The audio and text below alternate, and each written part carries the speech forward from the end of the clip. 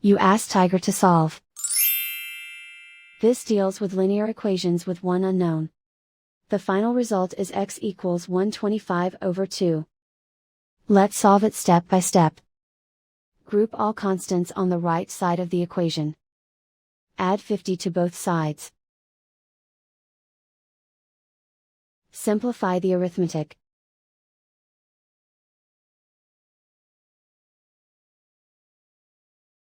Isolate the x.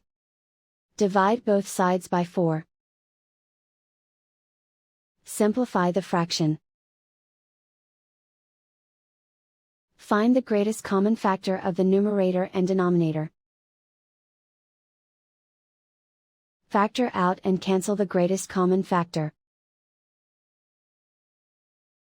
And so the final result is x equals 125/2.